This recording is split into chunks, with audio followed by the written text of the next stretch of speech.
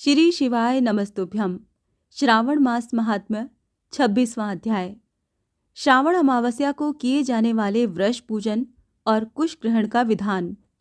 ईश्वर बोले, हे सनत कुमार, श्रावण मास में अमावस्या के दिन जो करणीय है उसको तथा प्रसंगवश जो कुछ अन्य बात मुझे याद आ गई हैं उसको भी मैं आपसे कहता हूँ।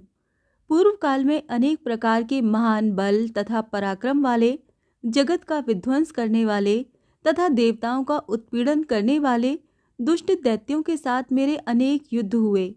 मैंने शुभ वृषभ अर्थात नंदी पर आरूढ़ होकर संग्राम किए, किंतु महाशक्तिशाली तथा महापराक्रमी उस वृषभ ने मुझको नहीं छोड़ा। अंधकासुर के साथ युद्ध में तो नंदी का शरीर विदीर्ण हो गया था, उसकी त्वचा कट गई, शरीर से रक्त बहने लगा और उसके प्राण मात्र बचे रह गए थे। फिर भी जब तक मैंने उस दुष्ट का संहार नहीं किया तब तक वो नंदी धैर्य धारण कर मेरा वहन करता रहा। उसकी इस दशा को मैंने जान लिया था। उसके बाद उस अंधक का वध करके मैंने प्रसन्न होकर नंदी से कहा, हे सुव्रत, मैं तुम्हारे इस कृत्य से प्रसन्न हूँ। वर मांगो, तुम्हारे घाव ठीक हो जाएं, तुम बलवान हो जाओ और तुम्हारा पराक्रम तथा रूप पहले से भी बढ़ जाए। इसके अतिरिक्त तुम जो जो वर मांगोगे उसे मैं तुम्हें अवश्य दूंगा। नंदिकेश्वर बोले, हे देवाधिदेव, हे महेश्वर, मेरी कोई याचना नहीं है। आप मुझ पर प्रसन्न हैं तो फिर इससे बढ़कर क्या वैभव हो सकता है। तथापि हे भगवान, लोकोपकार के लिए मैं मांग रहा हूँ। हे शिव, आज श्रावण मास की अमावस्या है जिसमें आप मुझ पर प्रसन्न हुए हैं। इस तिथि में गायों सहित उत्तम मिट्टी से निर्मित वृषभों की पूजा करनी चाहिए। आज अमावस्या के दिन जन्म लेना कामधेनु तुल्य होता है। अतः इस तिथि में वर प्रदान करें कि ये अमावस्या वांछित फल देने वाली हो। आज के दिन भक्ति पूर्वक प्रत्यक्ष वृषभों तथा गायों की पूजा करनी चाहिए। गेरूत आदि धातुओं से प्रयत्नपूर्वक उन्हें भूषित करना चाहिए। उनके सींगों पर सोना चांदी आदि के पत्थर मढ़ें और रेशम के बड़े बड़े गुच्छों को भी सींगों पर बांधें। अनेक प्रकार के वर्णों से चित्रित सुंदर वस्त्र से उनकी पीठ को ढक दें और गले में मनोहर शब्द करने वाला घंटा बांध दें। सूर्योदय से लगभग 4 घड़ी बीतने पर गायों को ग्राम से बाहर ले जाकर पुनः सायं बेला में ग्राम में प्रवेश कराएं।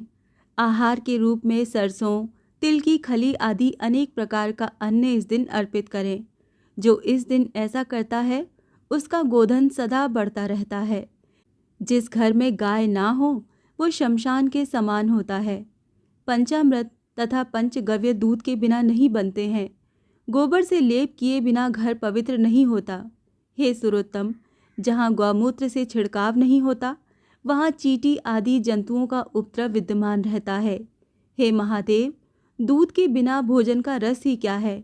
हे प्रभु, यदि आप मेरे ऊपर प्रसन्न हैं तो इन वरों को अथवा अन्य वरों को भी मुझे प्रदान कीजिए।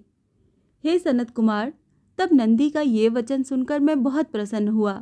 मैंने कहा, वृष श्रेष्ठ, जो तुमने मांगा है सब हो जाए। हे नंदिन, इस दिन का जो अन्य नाम है उसे भी सुनो। जो वृषभ किसी के द्वारा कहीं भी किसी कार्य में प्रयुक्त नहीं किया जाता और तृण खाता हुआ तथा जल पीता हुआ जो शांति पूर्वक विचरण करता है तथा महान वीर व बलशाली होता है उसे पोल कहा जाता है।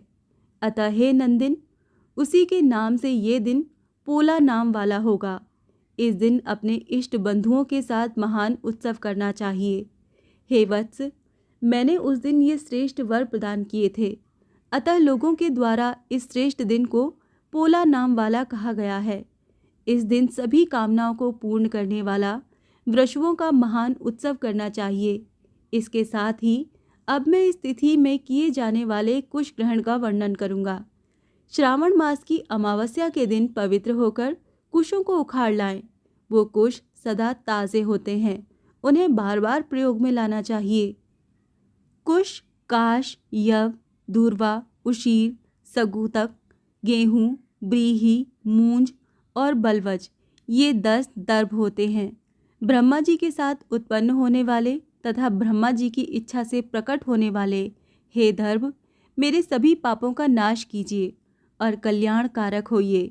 इस मंत्र का उच्चारण करने के साथ ईशान दिशा में मुख करके हुम फट मंत्र के द्वारा एक ही बार में कुश को उखाड़ लें। जिनके अग्रभाग टूटे हुए ना हो तथा शुष्क ना हो, वो हरित वर्ण के कुश श्राद्ध कर्म के योग्य कहे गए हैं और जड़ रहित कुश देव कार्यों तथा जप आदि में प्रयोग के योग्य होते हैं। 7 पत्तों वाले कुश देव कार्य तथा पितृ कार्य के लिए श्रेष्ठ होते हैं। मूल रहित तथा गर्भयुक्त अग्रभाग वाले तथा 10 अंगुल प्रमाण वाले 2 दर्भ पवित्रक के लिए उपयुक्त होते हैं।